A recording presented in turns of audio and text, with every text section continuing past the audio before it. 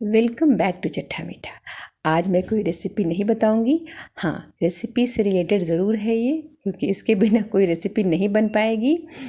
तो ये है रेगुलेटर एलपीजी गैस सिलेंडर का। तो ज़्यादातर घरों में नॉर्मली जो है एलपीजी गैस सिलेंडर ही यूज़ होता है। तो हमें मालूम होना चाहिए कि कैसे रेगुलेटर चेंज करना है। तो जैसे हमारे जैसे लोग हैं, कई साल से खाना बनाते हैं, तो हमें तो आता है भाई, सभी लोग को आता है।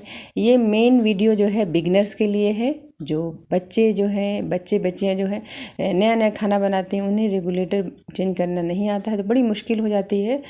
ख़ास करके न्यूली मैरिड जो हैं, कहीं हस्बैंड जो है उनको लेके गए क्वार्टर वगैरह में रहने के लिए, अकेले रहती हैं, थोड़ा शर्मीली भी रहती हैं, थोड़ा वो ज़्यादा किसी से बोल नहीं पाती हैं।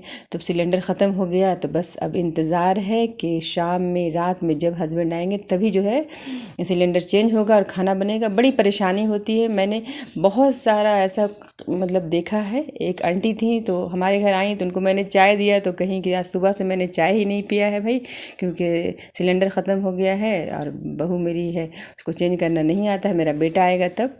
तो मैंने कहा चलिए मैं चेंज कर देती हूँ। और मतलब ये सब होता है, बहुत सारा ऐसा हुआ होगा आपके साथ भी। तो इस तरह से बहुत सारा ये होता है कि नहीं चेंज करने आने की वजह से बड़ी मुश्किल हो जाती है। तो मैंने यही सोच के बिगिनर्स के लिए बनाया है ये वीडियो कि कैसे आप आसानी से कर सकते हो, बस थोड़ी सी जानकारी मालूम होना चाहिए।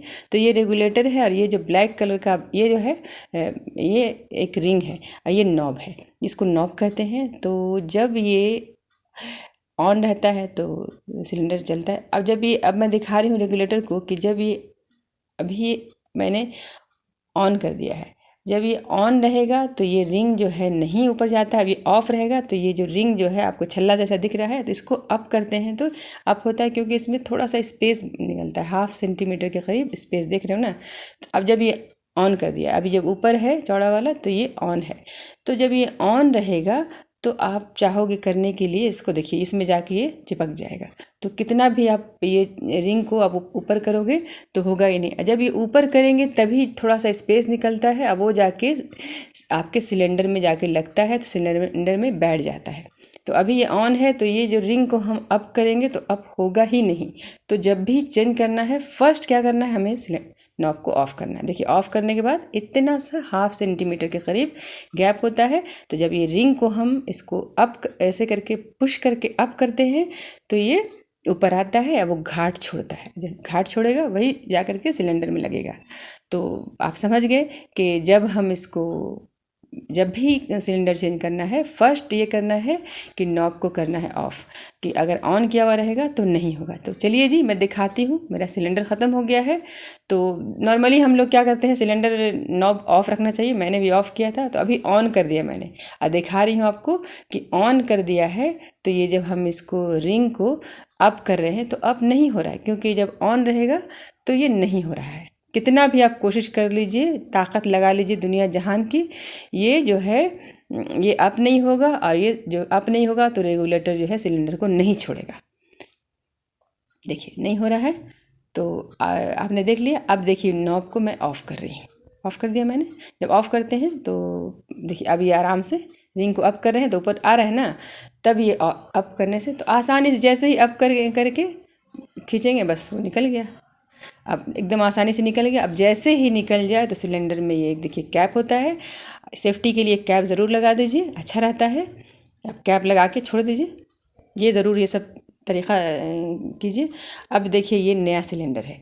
तो नया सिलेंडर जब भी आए तो ये इस तरह से सील होता है, प्लास्टिक का ये सील होता है। तो ये सील लगा हुआ अगर नहीं हो तो आप सिलेंडर जो लेके आए हैं वापस कर दीजिए, नहीं लीजिए।